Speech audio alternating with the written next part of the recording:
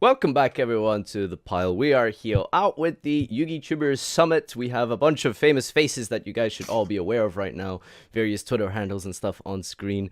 Hey everyone, today our topics of discussion, we're going to be talking primarily focused on YugiTubing itself, Yu-Gi-Oh! Content creation, more so than the actual game itself. So something a little bit different.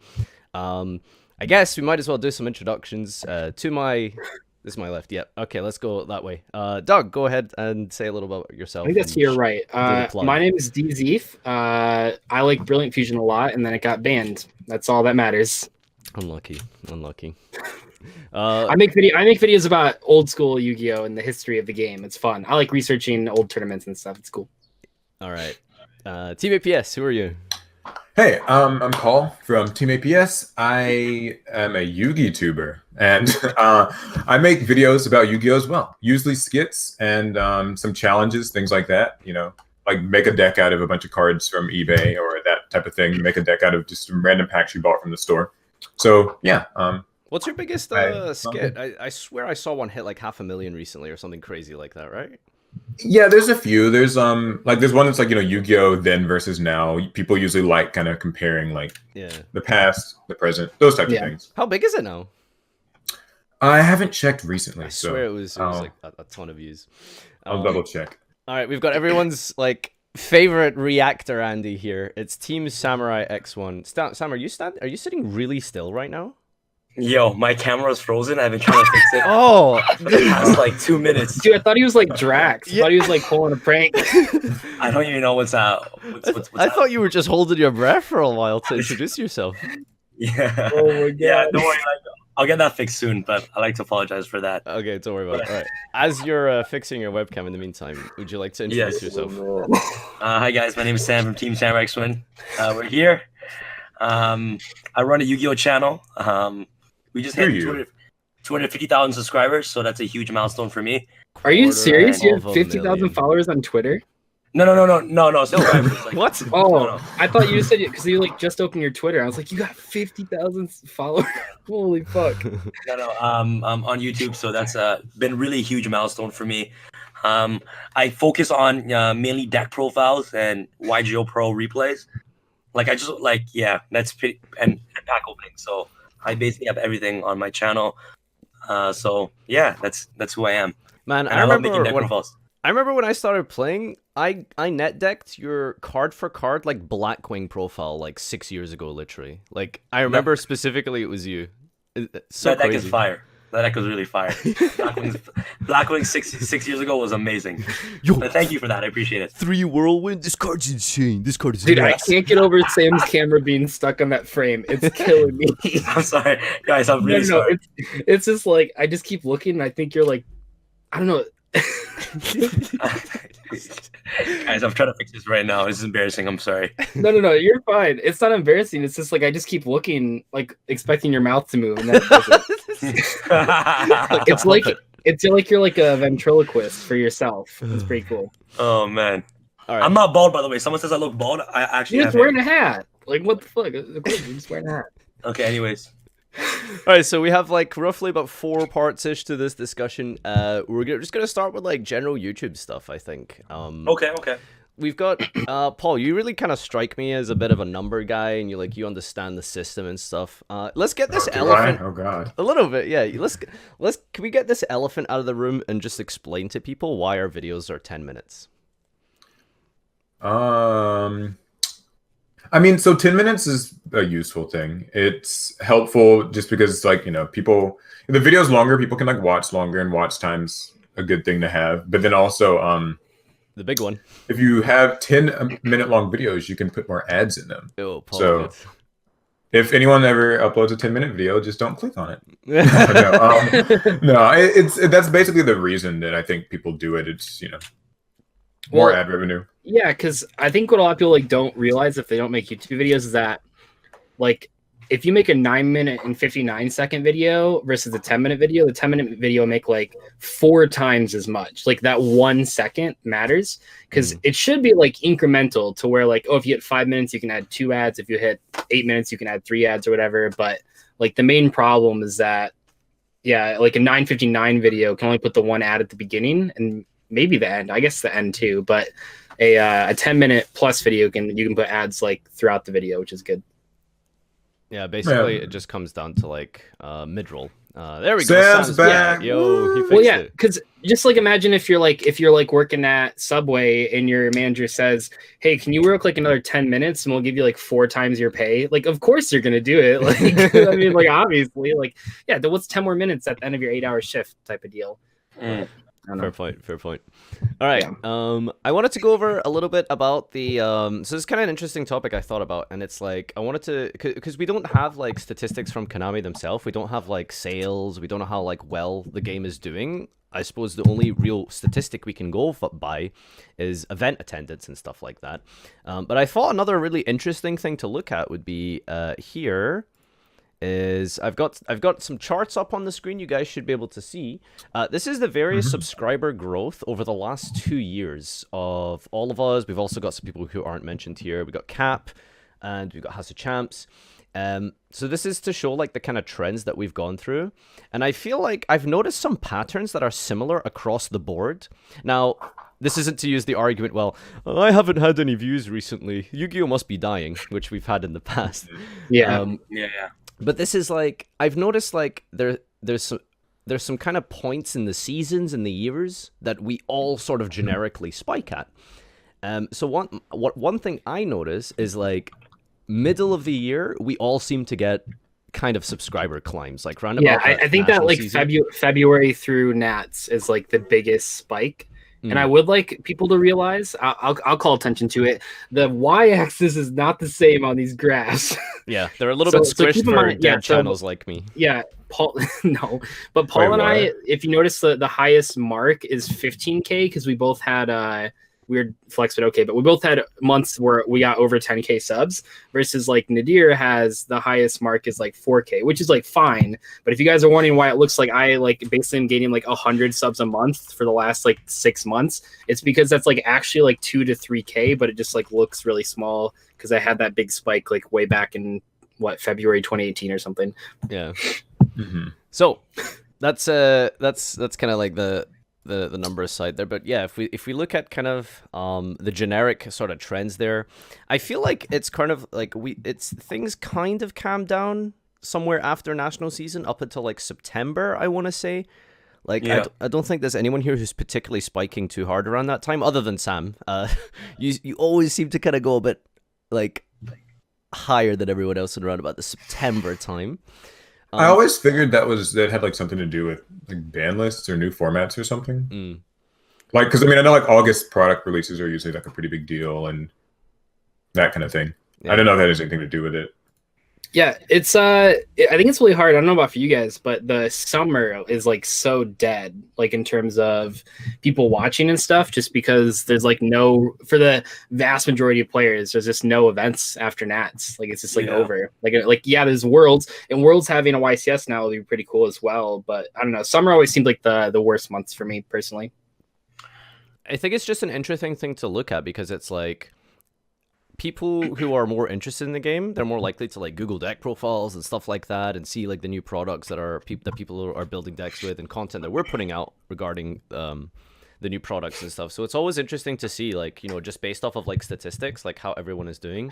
And it does seem like, you know, that middle of the year, like everyone seems to like really spike around May. Like, Doug, like you have like huge spikes in like May. All of you, like literally around about that May time, national season is like everyone's viewership just skyrockets. So that seems to be like the popular time. And I think it's and I feel like people that when the like August, September starts up and they go back to school and stuff, they might not be going to regionals. They might not care about their invite, but once like the turn of the year happens, they're like, oh shit, like I need to get that invite still. Like I need to be able to go to the WCQ. So I feel like for me personally, I mean, we even see like, I mean, regional attendance has just been like really up in general, but I think especially like after the turn of the year, we see attendance across the board like way up just because people want to get that invite so they can play in the WCQ and not have to get their last chance qualifier.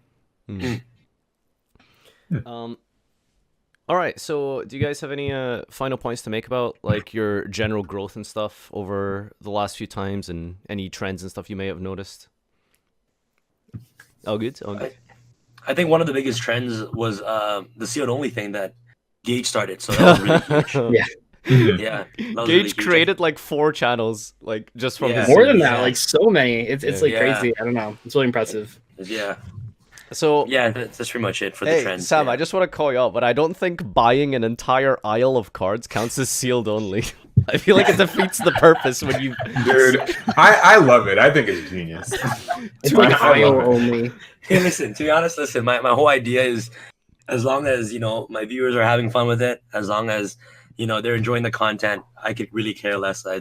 For me, it's just more of the audience thing. Like, I usually do a lot of crazier stuff. Honestly, like, surprisingly, like, the way that I actually try to grow my channel is I actually look to other YouTubers as inspiration. Like, Oh, you were telling me about this. yeah, like not particularly like any like YouTubers. Like I watch all you guys, but when I'm looking for inspiration, I look at like the general YouTube. Like Yeah, Yeah. me too. what what is Logan Paul doing? You know what I mean? Like Well, what relax. is okay? Like not No, like I would say it's more like Mr. Beast. It seems like that you're like taking on inspiration what I mean, from the right? challenges. like like what is KSI doing? Like how can I implement this into my videos, or how can I use this into my videos? Yeah. Right? So Which I think is like really smart. I mean, I feel like it lets you kind of like get away from just sort of the very bland, like basic, like anybody Yeah. can make the boring Yu-Gi-Oh stuff. I'm kind of the same way with my skits. Like when I'm looking at a skit, I'm kind of like, what's like a more mainstream sort of YouTuber Yeah. doing? And then I'll just like take it and be like, now how can we just apply Yu-Gi-Oh to this, but Yeah, still yeah. kind of channel the same energy and stuff. I think it makes your videos actually really fun too, because it's like you could watch somebody buy like $20 worth of packs at Walmart, or you could watch someone like spend $1,000 at Walmart. Like it just amps it up so much more. I think it's like way cooler than just Yeah. sort of honestly, like like what I tell a lot of people when it comes to me YouTubing is like oh, so sorry. That's my mom. I like to apologize. But like I think I was telling like Paul last time I was with him, I like when it comes to YouTubing for me is that like I try to do things that I enjoy. So like as long as I enjoy doing it, as long as my fans are okay with it, I'm super happy. And Mhm. like I told everybody, like if one day I wake up not like enjoying Yu-Gi-Oh, I would not be making like Yu-Gi-Oh videos, Right. I cannot Yeah. force Yeah. myself to like be in the share and just like make YouTube videos if I don't enjoy Yu-Gi-Oh. And like to this day, like I love Yu-Gi-Oh so much, and that's why like I try to break that scale, try to do a lot of crazier things on my channel. So you know what, like I just have a lot of fun with it. That's it. Like it's really yeah. I'd like to say that Paul, I think that you probably know it. I mean, now it's probably a while ago, but when you went to that Mhm. that YouTuber thing where like Jarvis Johnson was, I forgot what that was called, but I feel like that was Yeah. when TeamAPS had like a huge upswing, like the quality and the thumbnails. Oh, and that- all that's the when I- editing was so much better. It's really good. It's basically just when I started like making skits. Like that's when Yeah. I was like, you know what? Like it's more fun to just like make skits because you can be creative and you can like explore a little bit more. YouTube in a lot of ways can just be, you discuss something or you like, show a profile, and maybe open a product, but like you can do that a little bit better. But I don't feel like it's like a huge thing. Yeah. And it's just like I don't know, when I'm doing skits, I'm having more fun, and like people are having more fun, and it's just Well, they're just like It's pretty cool. they're so good. Like we haven't had like skits like that. Like they remind me so much of like watching what was the guy Waffles or whatever Waffles. Oh Yeah, yeah, way back in the day. With, like I that remember level of him. quality where like even non-Yu-Gi-Oh players can enjoy them, and like they don't go on for too long. I noticed on the skits you don't try to push them to 10 minutes, which is like great Yeah. because like they're just I don't know, man. Your skits are just like so much further beyond like what we've seen for Yu-Gi-Oh like since Yeah, I Waffles. agree. Basically, it's really impressive. I mean, I feel like that can be said about like everyone though. Like everyone these days, I feel like is doing like something that kind of like pushes it like really far. Like Sam's not like buying like $10 or something. He's buying like 100 or 1,000 or like It's I think everybody like, and you mentioned like Nim Nim, like sealed only. It's like technically speaking, he's just buying some packs and opening them, but he's like turning it into this thing, and I think that's fun. This is kind of a little Yeah. section I have like near the end that I added on just like generic tips and stuff for like up and coming YouTubers, which I think a lot of people would be interested in seeing. But like that's like the biggest takeaway from this is a lot of people will like try and make like a YugiTube channel and stuff, and they'll be like, oh, I'm going to do what like Team Sam does. But like the problem is like when you try and take Team Sam's ideas you're just making Team Sam videos, but worse. You know, if I Right. want to do like a market watch, I'm doing like John's stuff, but it's like worse than he does it. You know, so finding your niche and stuff is like super important. Important. Yeah. I Right. agree. It's like Yu-Gi-Oh isn't the only niche. Like it has to go beyond that. Like just being a Yu-Gi-Oh channel like isn't enough. Like you need, I don't know. I see like a lot of people like start channels and just wondering why people like aren't watching them in like the thousands, and all they post is like A deck profiles like once a month, and it's like, is that what you subscribe to? Can I just say I love your chat? Like I'm just sitting here reading chat. Oh, good. This is hilarious. I'm sorry. It's a good time. But yeah, that was like my biggest inspiration for like my flagship like series is like Table 500, and that was completely just taken from like an Overwatch like YouTube channel that I watch, right? Like so. Oh really? It's just about like adapting like things that you're into that you like, and then just making it like your passion, like vis-a-vis Yu-Gi-Oh. So Yeah. but anyway, let's get on to part 2 here. We're gonna be talking about specifically about our more Konami-oriented involvements and stuff. Like I think to some extent, some more than others, we've all been kind of directly involved, and it's been a real like huge shift in like last year. I think really is when we saw like the big changes. I think like maybe Paul, you can start us off because you've been like I feel like maybe the most involved. Like you want to tell us in the US definitely. Yeah. So. For sure. I work at Konami. They pay me every month. No, Wait, what? No. No. Besides the ban list. So yeah, they're gonna like cut me off now. So I mean, so with Konami, like for legal reasons, joke. That's the thing is that like people. It's always kind of been a thing. Like Konami doesn't really like talk to players a whole bunch, and like they don't like sort of share their process and what's going on and all that stuff. But as of late, they've kind of been changing that. They've been sort of like either meeting up with people at events, or they'll like kind of fly people out or invite people out to other events. I've been to E3. I did that thing at Worlds. I've done some similar stuff. There's that community day that the US finally had recently. I think it's a good thing. Like it's pretty cool. It lets the people, so like if Konami unveils a product, that's one thing. But I feel like if you get the people who make more content for the game and who are more like known in the community to reveal said product, I think it's just a little bit more exciting. Like I'd kind of rather watch like Farfa open Dual Overload than like Jerome's like hyper kind of clinical, very like tightly produced thing. Like I don't know, I feel like I can get like it's more authentic and like I get actual opinions, and it's not just like I'm a marketer just marketing a product. It's not so corporate. Yeah. And I think that they're loosening the reins too on like what they're willing to work with people on too. So that's pretty cool. Hopefully that gets better. Yeah, we've seen like it started out very simply with just what was like really the first couple of iterations of this. It was really just like maybe some early look at product. Like what was like the very like first major land milestone? I feel like it was the Worlds last year. Like getting a look at the Megatons. Yeah, that was huge. Yeah. What was the other set? Like was it Fist of the Gadgets was revealed at that too? Like not as important. Like that was huge. Like that was really great. Yeah, like Sam, you were there, right, for the Worlds reveal? No, I got super lucky because Gabe was there. Gabe was there, and then like he told me to pick him up from the airport, and he brought back some Megatons for me, and I was like, "What? You guys got these?" And it was like super crazy, so I got super lucky. Yeah. But that thing was super awesome. The thing. Yeah, that was cool. That was so cool, man. Like I was kind of jealous. I was like, "Damn, these guys gotta go." I kind of wish, like I gotta go too. You know what I mean? But yeah, I didn't shut up about that for like 2 months or something. Yeah, it was only Paul and Roman were invited. Those are the only two TCG YouTubers, right? Tombox. Oh, Tombox was invited too. Okay, cool. Oh yeah, I remember that. Yeah. Okay, so like 3. It was like mostly Duel Links tubers. Like that was, I don't know. Hopefully this upcoming year will be different. Well, I mean, they pulled a lot of people from like Europe though. Oh, okay. There were people I know. Lithium and like a couple of others, but there was a lot of like just Duel Links, just strictly Duel Links stuff. So what was either way, like, revealing like there's like 3 exclusive world promo cards that were like really game like changing. Like those were super Yeah, impactful like cards. like Nibiru. Oh my goodness, I remember that. Yeah, that stuff was nuts. I think the biggest like thing with that was it was actually kind of funny, and they've I feel like they've kind of had this issue with like many product reveals now.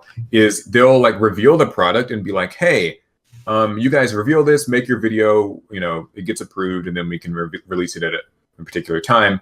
But with Worlds, the funny story was that like they gave everyone who went to Worlds this gift bag, and they were like, here, you just get a gift bag if you're here. Like that can mean you're a YouTuber or a player or a player's parent or a player's brother or anybody who's like back there. And so they were giving players these tins, and players are bound to nothing. Yeah, like, yeah. Open, upload pictures, upload videos.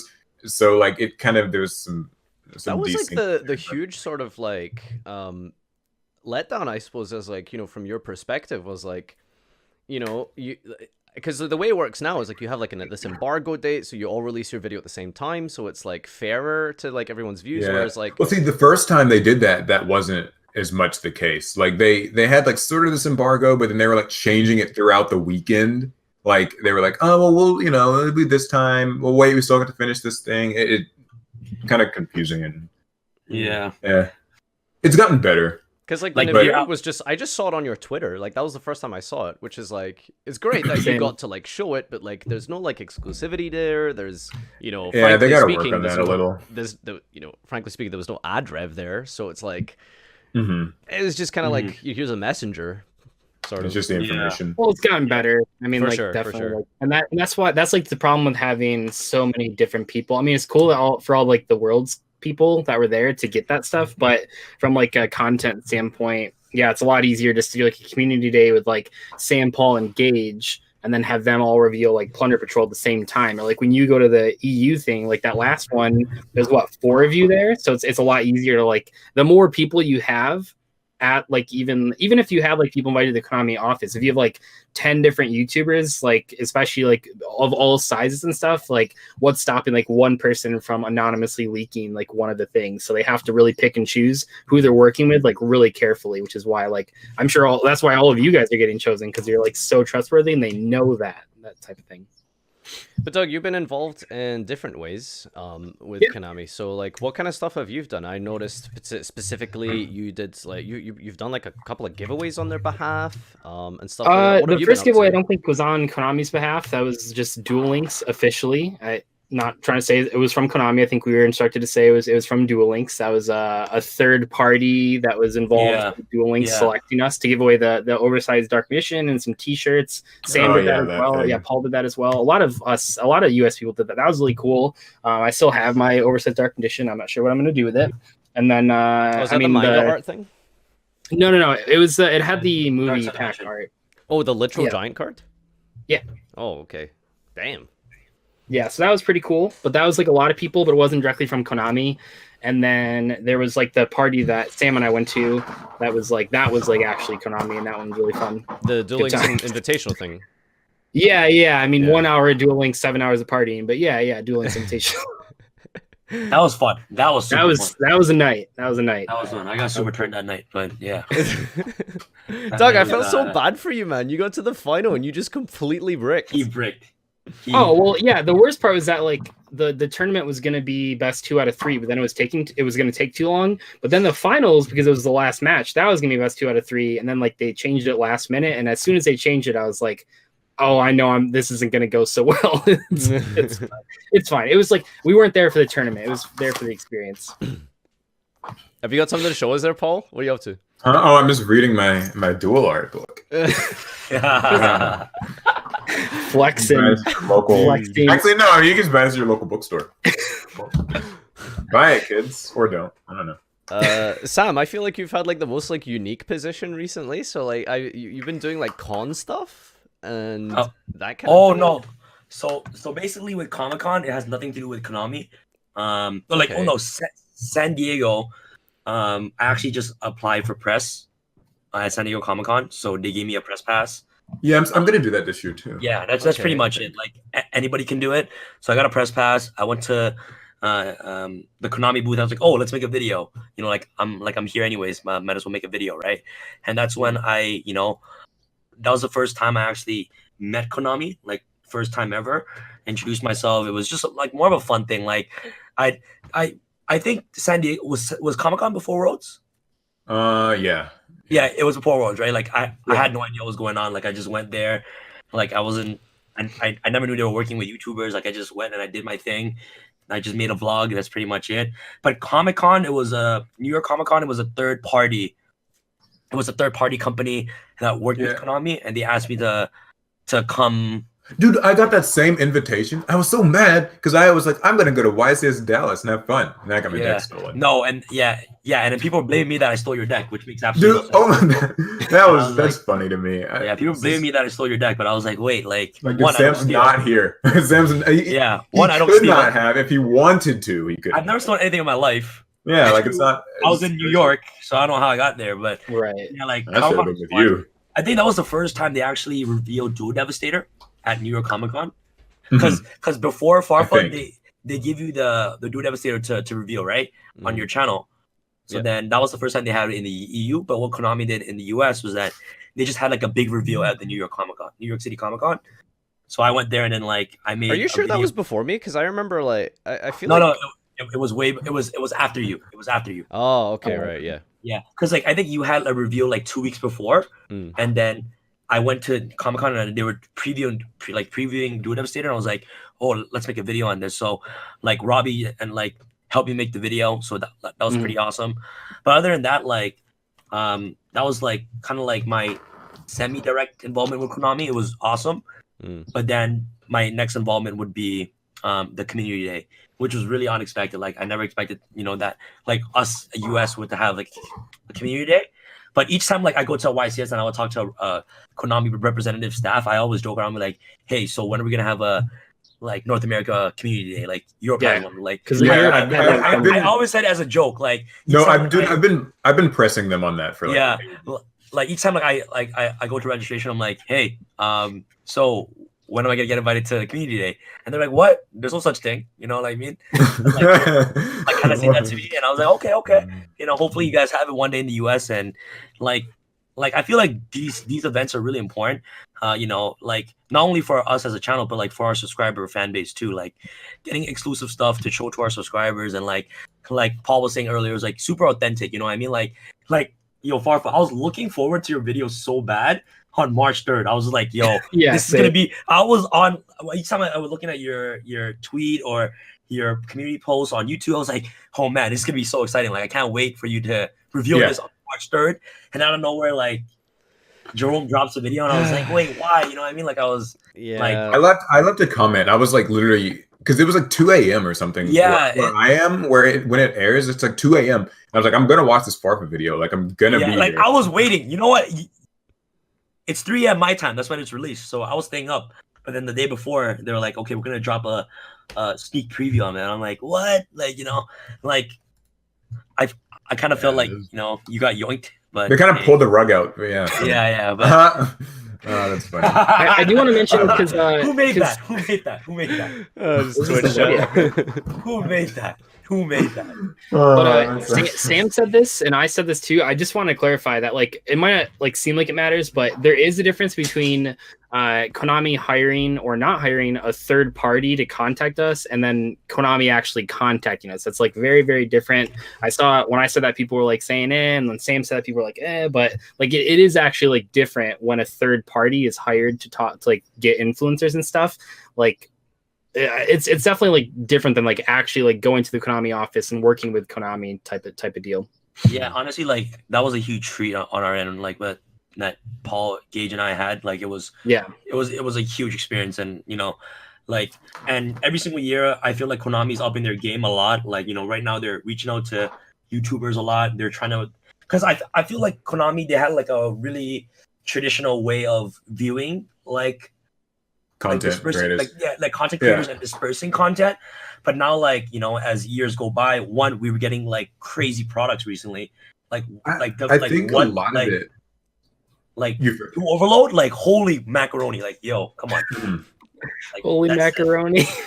Like that set is insane. Like, you know, and every year it just gets better. And then like, you know, seeing like Europe having this community day and seeing Farfa going and like seeing other content creators getting a chance to be able to be part of this experience is just like so awesome, man. Like I have nothing because bad we to all say just about that. want Yu-Gi-Oh to be like bigger. Like it's Yeah, good for Konami, it's good for us as players and Exactly. content creators. Like I think all of us, Konami and YouTubers, separately or together, just want Yu-Gi to be as big as possible and just Exactly. trying to find a way to do that without giving like you don't want to give too much control to the content creators. Like I get Konami's perspective, like being so cautious on letting content creators into this stuff because it is like your intellectual property and stuff. So you want to keep it to yourself. But I think it's what they're finding, especially with Europe, because they've done so many community days. But hopefully in the US over the coming like months and stuff, it's mutually beneficial to do community days because it makes Konami looks good. It makes us look good because we get to like promote stuff, and it's good for everyone and the player base. Because you get cool videos and information earlier than you would have normally. Yeah. I think it was like really impressive to that you guys got the world premiere things of like the exclusive Plunder Patrol thing, and like that was just nuts because that kind of just came out of nowhere. So Yeah. I think it was a little bit disappointing that the deck itself was like, imagine you guys got to reveal something like Zoo level of broken. That would have been like unreal. like You talking shit about Plunder Patrols? no, like I have a feeling that the deck is actually going to be playable within the next set. Like Yeah, that's same. Like if you guys leaked. no, like no, not leaked, not leaked. Like I don't know any information, but if you read Plunder Patrol Shipyard and Whitebeard, Yep. like you should already get a hint that okay, one, this deck is missing more support, and it has like one of the most broken field spells in the entire like game, with also like one of the most craziest monster effect ever. So I mean, have a like feeling I they're gonna just do something nice with this deck. yeah. Then like I look at it and I'm just like, these are quick effects. Like you know what I mean? Like so you know these are quick effects. Like it's whenever stuff's like quick effects and like chain the stuff. You know, it's Like each time, like I remember when we were at the community day, I was like, before they were gonna reveal it to us, I was like, "Yo, Robbie, is this like what level of TCG exclusive is this?" And he was like, "Don't worry, it's nowhere near BA level." And I was like, "Oh, this is a bad archetype," but like you know, we don't know what's in the next set. But I have a feeling, I have a gut feeling that it's gonna be fire. yeah. I have a feeling they're gonna like Keep your gonna get a cards, little guys. bit. For those of you who got Plunder Patrol cards, just keep them. Especially the ultra rares. They're those so were cheap. harder to pull. They're so cheap right now, especially like Whitebeard is so hard to pull. Like keep them, like they're so cheap. Keep them, buy them, whatever, because the deck's gonna be hot. Yeah, I agree. we're just gonna see Merc buyouts and stuff like after the stream Like, because both of Sam. the ultra rares telling are you, still man. like almost I'm telling you. $10. It's pretty crazy. Yeah. Like, they're pretty up there. Yeah. All right, so I think that kind of does it for sort of our main topics and stuff. I wanted to go over to the final section just that I added near the end here so we can wrap up. I wanted to talk a little bit about growth and tips and like, you know, maintaining channels, because like I think basically all of us here are now full-time content creators other than Sam. I think you're just kind of like studying as well, but I mean, other than Sam. Yeah, school is terrible, guys. Don't go What to do you school. mean? I'm kidding. Go to school. Go to school. What are you Good working, Lord. Doug? No, I Well, then. I guess Sam's like a student too. Yeah. I don't know. Yeah, so Yeah, school is just right. FTK me right now. So we're in a very like privileged position that we've managed to make content creation like our thing. Yeah. I want to go to you, Doug, first, because like I feel like you had like you kind of like maintained like, you know, a couple thousand, and then like you just had this like period somewhere where you just like Farfa is a exploded. content creator? Yeah, I know, right? I love that. Sorry, okay. Does reacting to content make you a creator? Oh. But yeah, tell us a little bit Shots. about your spike and like how you've managed to like maintain that snowball and like what's... Okay, so I have to shout out one of my best friends. It would not have been possible without John Moore at all. I had 6K subs and we started talking, and he like helps me out a lot. And like I was making like one video every like 2 weeks, and he just I would not be here without John. He changed my life. It was great. Sorry to interrupt, but Doug, Yeah. I forgive you for this, but you were one of my biggest haters. Yeah. Well, and No. we talked about that. I forgive you. Don't worry. We're cool now. Yeah. Wait, what? Yeah, no, because like, okay, here's the thing. Like, I think it was, well, that's like later on, but it was like a big turning point for me. Like, liking Sam. Like, I think that was like a huge realization, because I think so many, like, even new channels today, like see Sam, they're like, oh man, he just puts best in the titles and he just clickbaits and blah blah blah. But like eventually you realize, oh, we're all just trying to like make a living, and Sam actually like knows what he's doing better than most people. Sounds like a pretty big deal. Yeah, there's like a couple videos where I'm clowning on my buddy Sam here. Yeah, it's all good. No, it's all good. It was From fun like times. way back of the Like I saw you like writing comments, and I was like, don't worry, like he'll get it one day when he blows up. That's like. Yeah. Yeah. Sorry to interrupt. Continue. Sorry, man. I'm sorry. No. Yeah. So basically, John just like helped me make thumbnails and use editing software. But I was doing it like, I mean, like many of you guys probably have. Like, I probably was making like almost nothing for like 8 months while I was in college. Like, I was working a part-time job and going to school and making videos every single day. And those videos all suck, by the way. Don't watch anything in 2017. Like, people go back and comment on those videos, like nowadays, like the ones that blew up from 2017. They're like, dude, this video sucks. And I just reply like, yeah, man, I know. Like, it's tough out there. Like, these videos are horrible. But dude, I still watch your trade-proof videos.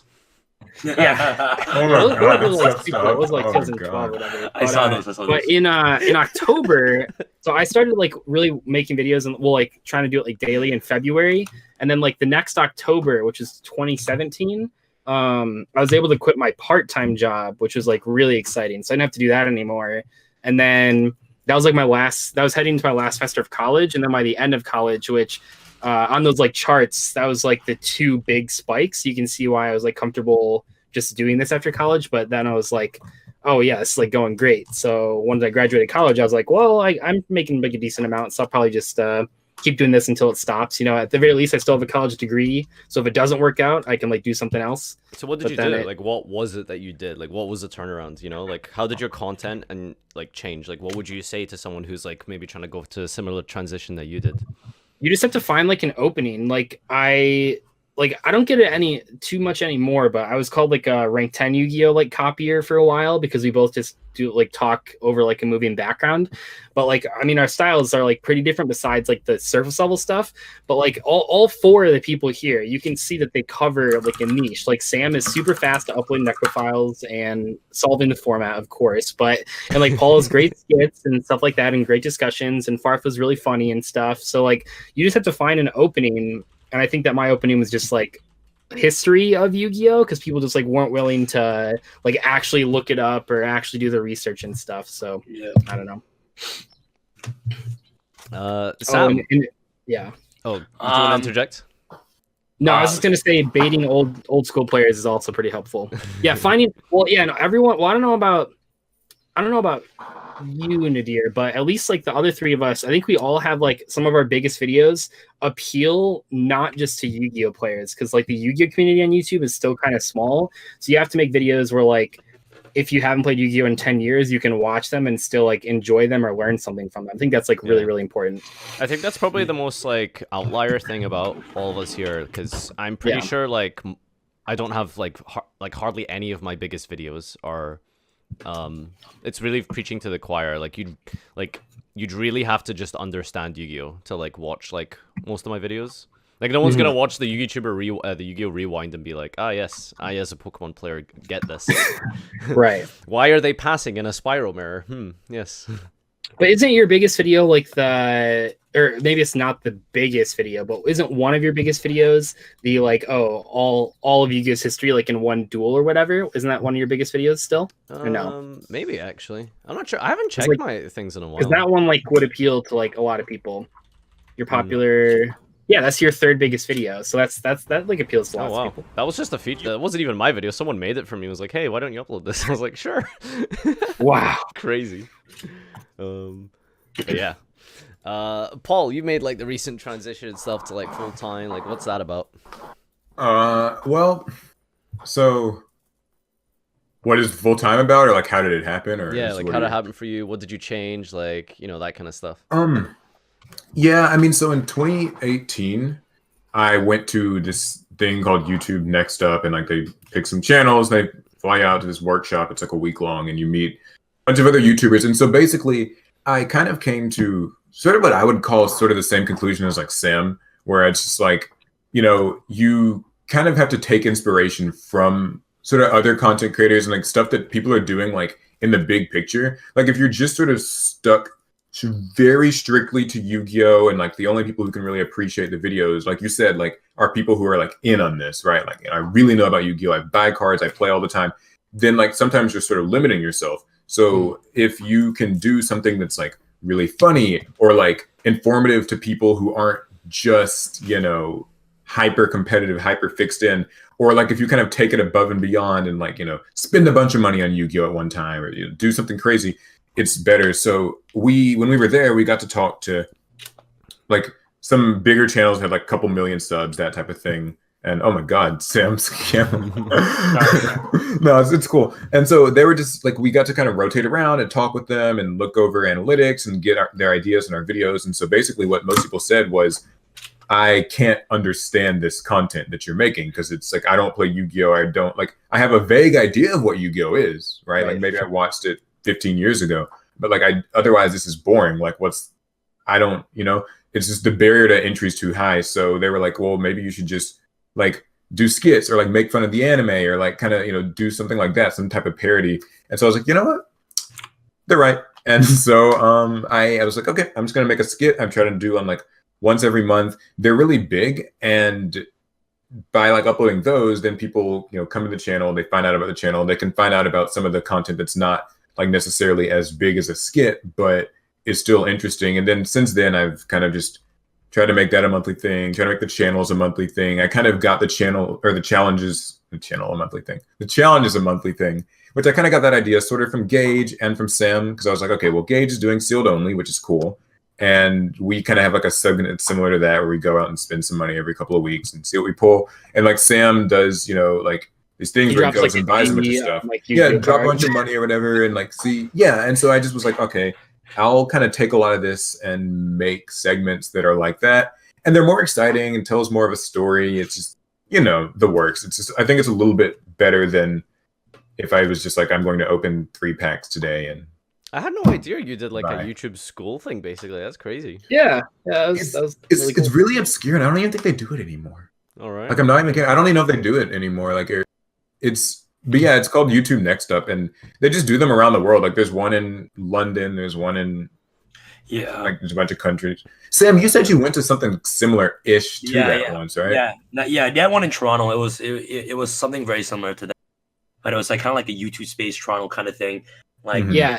The YouTube space, that's where they let you like borrow the set and stuff, right? Yeah, yeah. Set, but like for Toronto, it was very exclusive because like it was super special or something. Like I don't know, like during that time, I was only at like 22,000 subscribers, and when I went in, like I just got so much huge inspiration because like that's when I saw Lily Singh, like Superwoman, and like oh wow, like it was like back in the day when like they're huge, and I saw like FoozyTube and.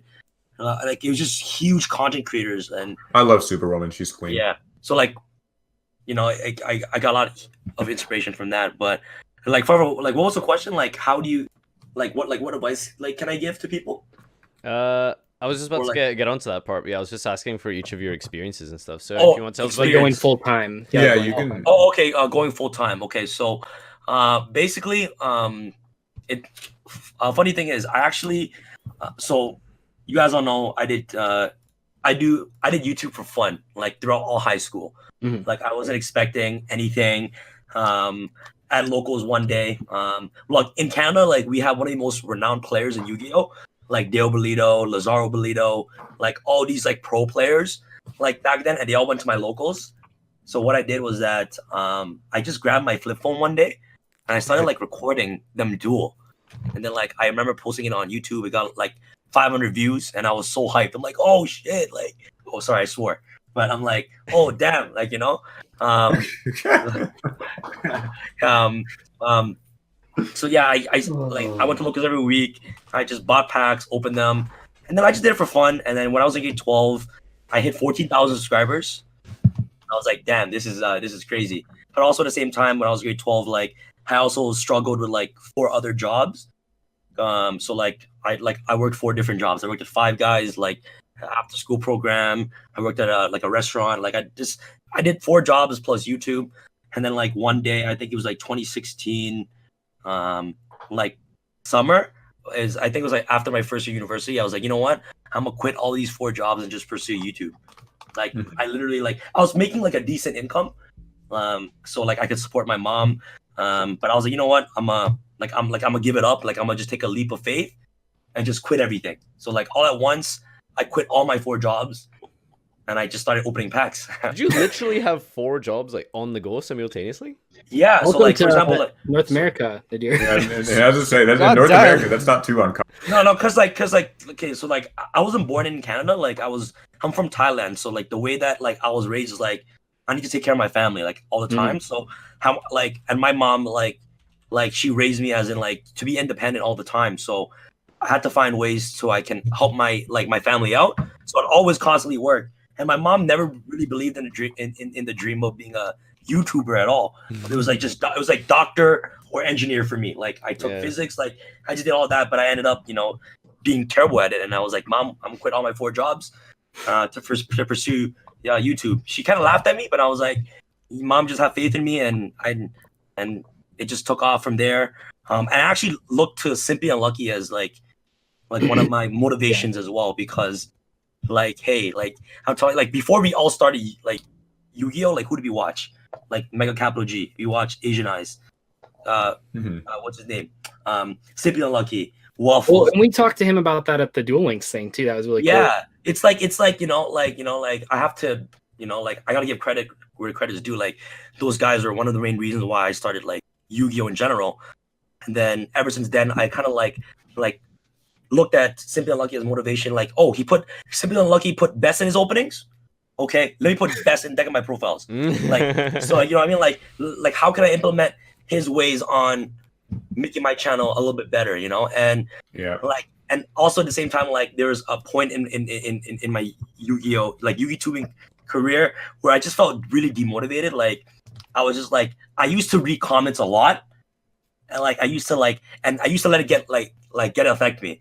Like there'll be a lot of haters and they'll just say certain things, but now like I could care less. Like, yeah, it just doesn't matter. Like you're hating on me, that means I'm doing something right. Like it doesn't matter.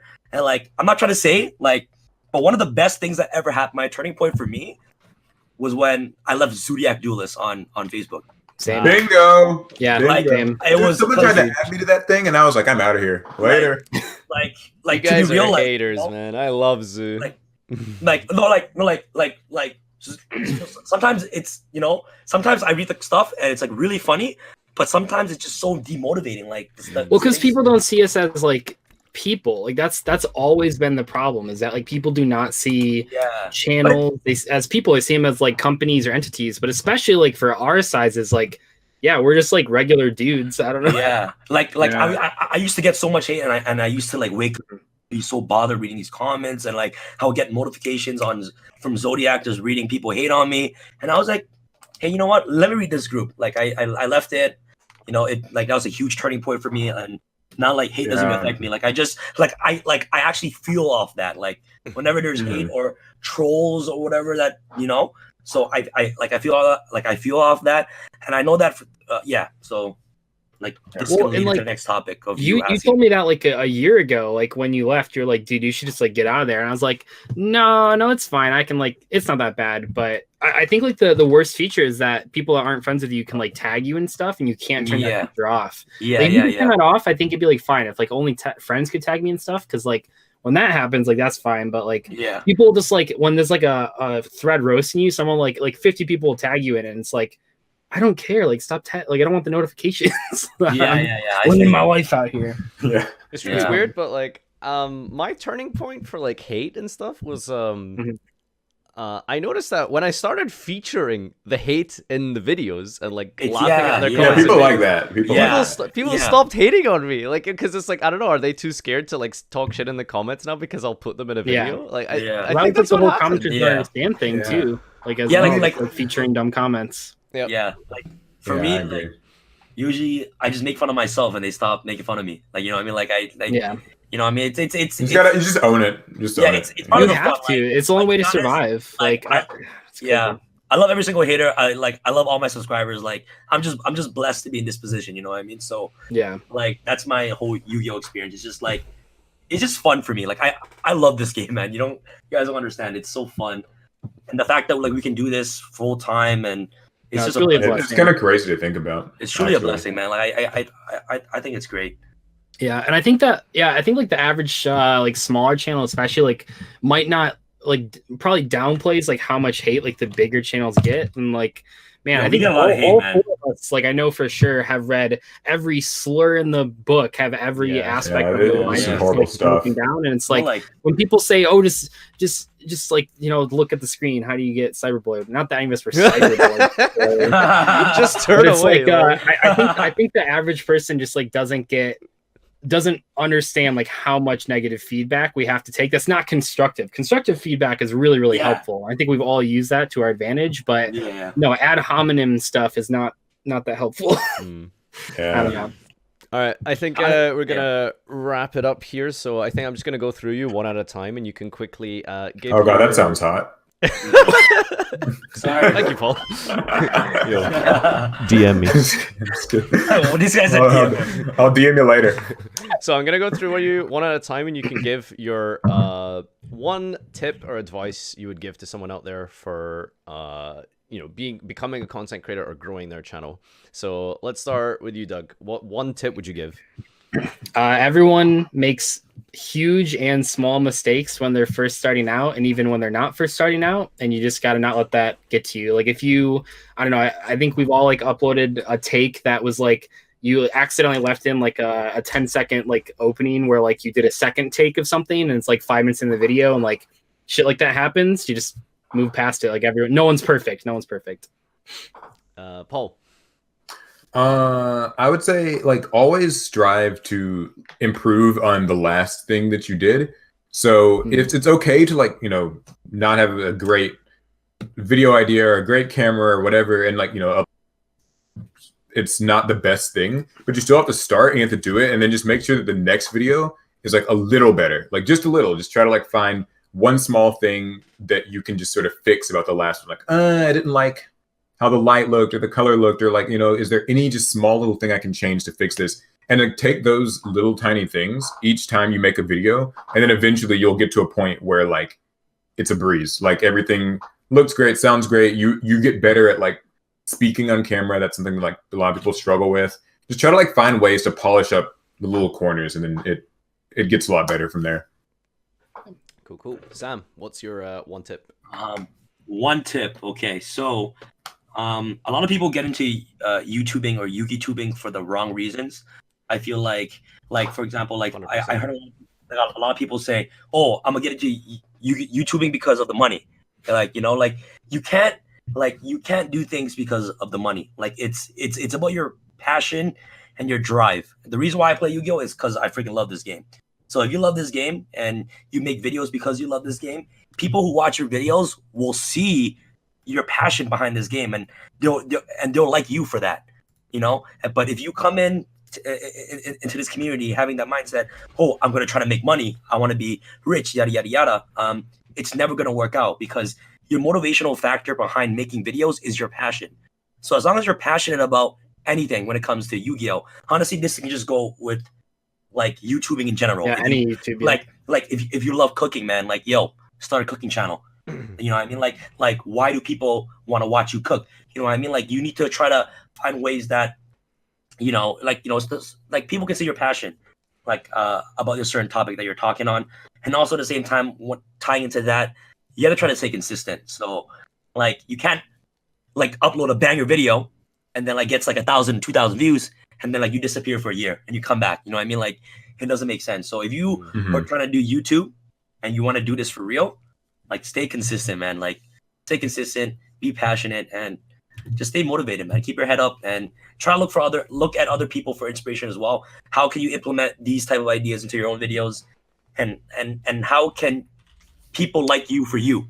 Yeah. If you understand what I mean, right? So no, you kind of touched on I want to touch on one more thing. I think it's really important to, because like you said, like the 1,000 views thing, I think it's really important to realize that like views don't always have a good conversion rate to subscribers. Like I'll see people get like one video like 5,000 views, which is like really great, but if you still only have like 100 subscribers, that means that like the people that watched that video must have not liked it as much to like subscribe to you. So like realizing that just because one video did really well doesn't mean that you can't not like put all your effort into the next video. Like you always have to keep improving, kind of like what Paul said, basically. Yeah. Yeah. All right. Also, can I just say I read the weirdest thing just now on Twitter. A Japanese girl killed her boyfriend in public, and Weeb celebrated her for being an IRL yandere and made a GoFundMe to bail her out. What? An Onion article? Just just something that happened on Twitter. Okay, I'm sorry. I'm done. Thank you, Paul, for the news update. Yeah, so I guess my final point is, you know, understand that there's a difference between like being passionate about Yu-Gi-Oh! And being passionate about making content about Yu-Gi-Oh! Oh yes, that's a good those are one. very different things. Yeah. I agree. Yeah, so like, you know, you might love like, you know, making combos and stuff for like a specific deck, but are you going to love setting up the tripod and putting a camera over and clicking on fade and like cutting the slices of the clips and stuff? Like that's something you sit at your computer and you do alone. Like, are you going to tolerate that? So that's something you need to consider. Well, that's why we see so many like pro players, startup channels get really excited, quickly gain like 1,000 subscribers, post for a couple months, and then just stop posting because like they realize it's like, well, wait a second, well, I need to use a camera. I need to use a computer. Yeah, if I can add a small thing to your tip too, Farfa, it's like that, like to 100%, because like sometimes people want to like talk Yu-Gi-Oh, but like sometimes you have to like find a way to like present it for the camera. Right, like exactly. It's not just a matter of like, okay, I'm gonna sit here and do test hands for like an hour long and not speak or say anything. Like you have to like talk and like you have to consider like what's the audience gonna get to watch and hear and not just, you know, that type of thing. So you know, like you might want to post on YouTube because hey, I have a really cool opinion about this thing, but you know, how can you present it uniquely from all the other thousands of people? So that's something to consider. All right, so I think we're done. Thank you for your time, guys. I really appreciate you guys joining me and coming on tonight. It was awesome to have you all together here. Hopefully, if you guys leave enough positive likes and comments in the description down below, we could perhaps do this again with a whole other wave of different content creators and get some other takes and stuff. That'd be really awesome. But yeah, thank you so much for your time. We're going to sign off now. So this has been the YouTube portion. Take care and see you next time. bye, guys. Peace.